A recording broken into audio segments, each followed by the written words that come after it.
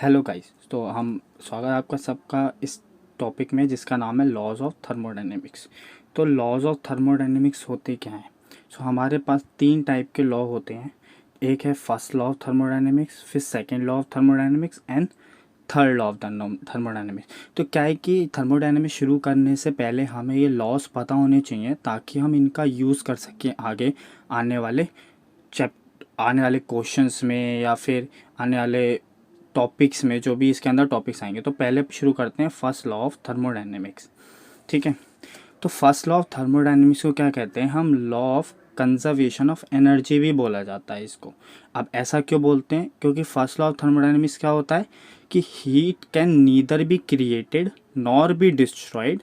मतलब हीट को ना तो हम क्रिएट कर सकते हैं ना इसको हम ख़त्म कर सकते हैं, इसको बस हम एक फॉर्म से दूसरी फॉर्म में जो है हम ट्रांसफ़र कर सकते हैं। ठीक है, ये हमारा फर्स्ट लॉ होता है। तो अब फर्स्ट लॉ के हिसाब से एक मैथमेटिकल फॉर्म भी होती है फर्स्ट लॉ की, जो हमारे टॉपिक में थर्मोडायनेमिक्स टॉपिक में सबसे ज़्यादा काम आएगी। तो ये फर्स्ट लॉ क्या कहता है? D U is equal to D Q plus D W. तो ये फॉर्म जो है हमें सबसे ज़्यादा काम आती है इसमें। तो ये क्या होता है, यहाँ पे यू क्या है, डी यू क्या है?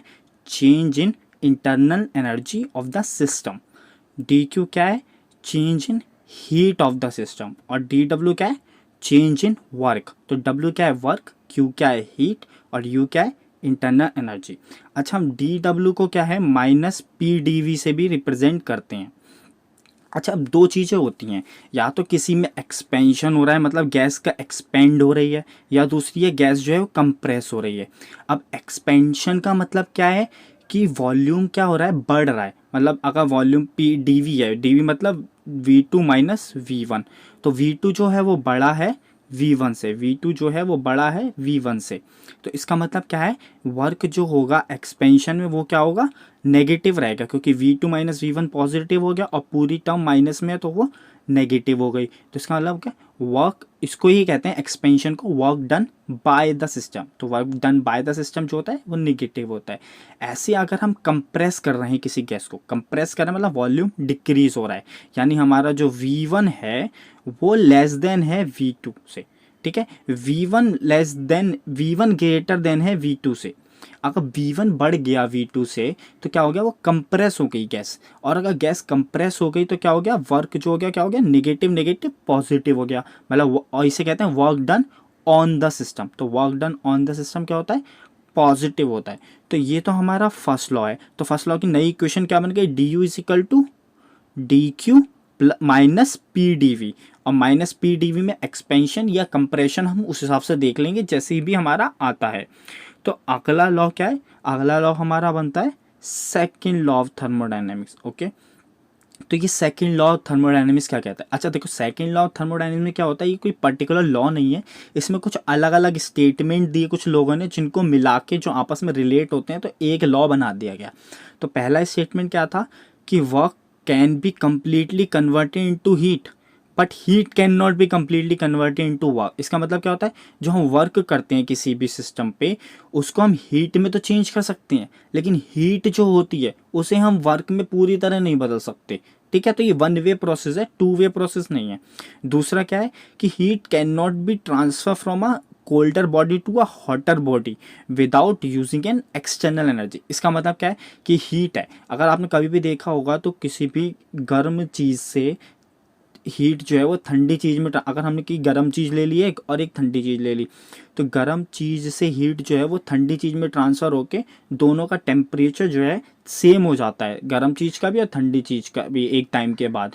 तो हीट क्या है? जो गर्म चीज़ से ठंडी चीज़ पे जाती है। ऐसा कभी नहीं होता कि ठंडी चीज़ को गर्म चीज़ से मिलाया तो दूसरी चीज़ भी ठंडी हो गई। ठीक है, अदरवाइज हम बाहर से कोई काम ना करें। जैसे फ्रिज आपने देखा होगा, रेफ्रिजरेटर होता है, उसमें क्या होता है, हम कोई भी गर्म चीज़ रखते हैं तो ठंडी हो जाती है, लेकिन उसमें अंदर क्या होता है, उसमें पीछे से प्रेशर दिया जाता है फ्रिज को, तो जिस वजह से वो गर्म चीज़ जो होती है वो ठंडी हो जाती है। अच्छा, तीसरा इम्पॉर्टेंट जो टॉप वो आया इसमें एक सेकंड लॉ में, वो ये आया, वो क्या था कि एंट्रोपी ऑफ द सिस्टम और यूनिवर्स ऑलवेज इंक्रीजेस। मतलब एंट्रोपी एस जो होगी वो ऑलवेज ग्रेटर देन जीरो होगी। ठीक है, तो एंट्रोपी एस चेंज, तो एक एंट्रोपी का फॉर्मूला होता है change in entropy equal to D Q by T. D Q हमने पढ़ा था चेंज इन हीट। अच्छा, एंट्रोपी क्या होती है? एंट्रोपी का मतलब होता है डिसऑर्डर, मतलब जितने ज़्यादा डिसऑर्डर या रैंडमनेस होगी ना मॉलिक्यूल में, मतलब जितना ज़्यादा मॉलिक्यूल तेज तेज भागेगा, जितना उसके ज़्यादा गैस होती है, गैस में क्या होता है डिसऑर्डर ज़्यादा होता है सॉलिड से, क्योंकि सॉलिड में क्या होता है आपस में पास में होते हैं मॉलिक्यूल्स, लिक्विड में थोड़े से दूर हो जाते हैं, गैस में बहुत दूर हो जाते हैं।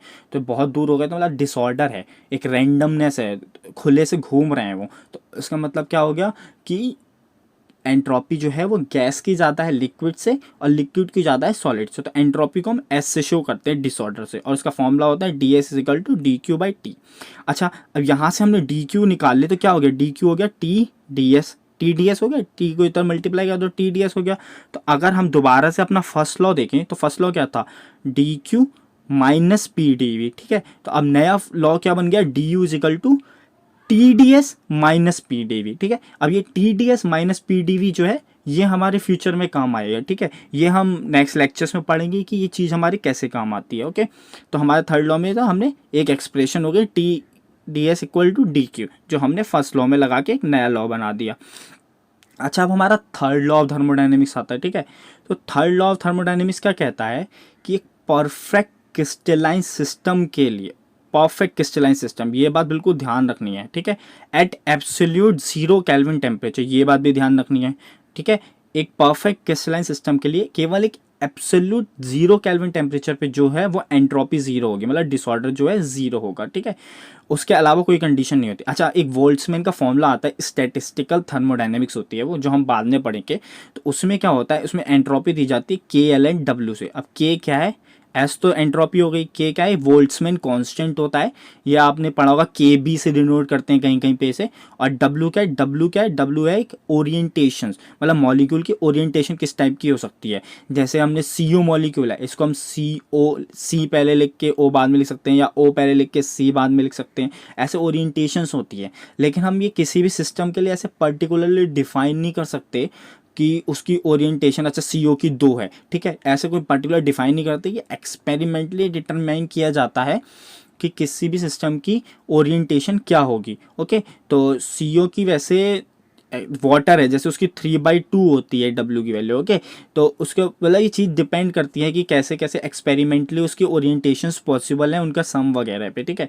अच्छा, तो एक परफेक्ट क्रिस्टलाइन सिस्टम क्या होता है, एक परफेक्ट क्रिस्टलाइन सिस्टम होता है जिसके लिए डब्ल्यू की वैल्यू क्या होती है, 1 होती है। जो ये ओरिएंटेशन वैल्यूज होती हैं वो 1 होती है। अगर इधर हम 1 लगाते हैं इस इक्वेशन में, S equal to K L N W में, तो एल एन ऑफ 1 क्या होता है, L N of 1, L N को अच्छा चलिए पहले लॉग में कन्वर्ट कर देते हैं। लॉग में कैसे कन्वर्ट करते हैं, 2.303 इंटू लॉग होता है एल एन, ठीक है। तो जो ये एल एन बचा, तो एल एन 1 की वैल्यू कितनी हो गई, लॉग 1 क्या होता है 0, तो इस पूरे की वैल्यू कितनी हो गई 0, ठीक है। तो एक परफेक्ट क्रिस्टलाइन सिस्टम के लिए at absolute zero kelvin temperature पर जो हमारी एंट्रोपी हो गई वो जीरो हो गई, ये हमने प्रूव कर दिया, ठीक है। तो ये हमारा थर्ड लॉ ऑफ थर्मोडायनेमिक्स होता है। अच्छा, तो अब बात आती है कि आप लोगों ने कभी कभी सुना होगा एक जीरो लॉ भी होता है, ठीक है। अब ये जीरो लॉ क्या कहता है, जो हमारा ज़ीरो लॉ है ये हमें समझाता है कि जैसे केमिस्ट्री में इसका ज़्यादा यूज़ नहीं होता, लेकिन ये कहता है कि अगर हमारे पास दो बॉडी है, मतलब एक ऐसे रखी है, उसके बगल में दूसरा सिस्टम, एक ऐसे तीसरा सिस्टम है, ठीक है। तो 3 सिस्टम हमने कंटिन्यूसली एक दूसरे से टच करके रखे, मतलब ऐसा नहीं है कि आइसोलेटेड है, मतलब बंद नहीं है, ये अलग अलग नहीं है, इन तीनों में कुछ कनेक्शंस हैं। तो क्या होगा कि तीनों सिस्टम का टेम्परेचर, अगर पहले का T1 है, दूसरे का T2 है, तीसरे का T3 है, तो T1 equal to T2 equal to T3 हो जाएगा। अच्छा, ये ज़ीरो लॉ जो होता है इसमें क्या हमने क्या बोला कि 3 सिस्टम है, अगर वो आपस में कनेक्टेड हैं तो उसमें क्या होता है, उनका टेम्परेचर बराबर होता है एक टाइम के बाद। तो ये क्या करता है कि हमारे सेकेंड लॉ पे ही डिपेंड करता है एक तरह से, क्योंकि मैंने सेकेंड लॉ में बताया था कि अगर हम एक गर्म और एक ठंडी चीज़ को हम पास पास में रखें तो उससे क्या होता है कि हीट जो है वो गर्म चीज़ से ठंडी चीज़ पर ट्रांसफ़र होती है। तो एक टाइम के बाद क्या होगा, एक टाइम के बाद जो है वो टेम्परेचर सेम हो जाएगा। देखिए, हमने यहाँ पे बताया था कि heat can not be transfer colder body to hotter body without any exchange. इसका उल्टा क्या होता है कि हीट हॉटर बॉडी से कोल्डर बॉडी में तो ट्रांसफ़र हो ही सकती है, ठीक है। तो वही ज़ीरो लॉ बताता है कि टेम्परेचर एक टाइम के बाद इक्वल हो जाता है, ठीक है। तो इस वीडियो में तो हमने पढ़ लिया कि हमारे क्या क्या लॉज होते हैं थर्मोडायनेमिक्स के, ठीक है। फर्स्ट लॉ बता दिया। अच्छा एक बार रिवाइज करते क्या होता है। तो फर्स्ट लॉ हमारा क्या होगा, फर्स्ट लॉ हमारा कहता है कंजर्वेशन ऑफ एनर्जी। तो इसके लिए हमें क्या याद करना है, D U is equal to D Q plus D W, ये याद रख लेना है। उसके बाद हमारा सेकेंड लॉ होता है, ठीक है। तो सेकेंड लॉ हमारा क्या बताता है, D S is equal to D Q by T. तो इससे हमने फर्स्ट लॉ में अगर मिला दे तो हमारा लॉ क्या बन गया, D U is equal to T D S minus P D V, ठीक है। तो ये हमारा एक नया लॉ बन गया, ठीक है। और थर्ड लॉ क्या बताता है, थर्ड लॉ बस एक जस्ट स्टेटमेंट है कि परफेक्ट क्रिस्टलाइन सिस्टम के लिए at absolute zero kelvin temperature पर एंट्रोपी जो है वो जीरो होती है। अच्छा याद रखना कि हम जीरो केल्विन की बात करें, केल्विन मतलब -273 डिग्री सेल्सियस है जीरो का, ठीक है। तो वो उससे ज़्यादा नहीं हो सकती। अगर हमें पूछ ले कि अच्छा एक परफेक्ट क्रिस्टलाइन सिस्टम है, उसके लिए 0 डिग्री सेल्सियस पर हमारी वैल्यू क्या होगी, ठीक है। तो हमें नहीं पता क्या होगी, वो निकालने के कुछ वेज होंगे, कुछ और इन्फॉर्मेशन चाहिए, ठीक है। लेकिन अगर 0 केल्विन है तभी वो 0 होगी। 0 डिग्री सेल्सियस और केल्विन में फ़र्क होता है, ठीक है, ये याद रखिएगा। तो इसी के साथ हमारा ये टॉपिक ख़त्म होता है। अब हम नेक्स्ट टॉपिक में क्या है, हम नेक्स्ट टॉपिक में पढ़ेंगे मैक्सवेल स्क्वायर। तो मैक्सवेल स्क्वायर क्या है, ये थोड़ा इंपॉर्टेंट टॉपिक है। इससे क्या होता है, थर्मोडायनेमिक्स के कुछ रिलेशंस हैं आपस में जो निकल के आते हैं। वो रिलेशंस क्या करते हैं, आपको गेट एग्जामिनेशन में थोड़ी मदद करेंगे।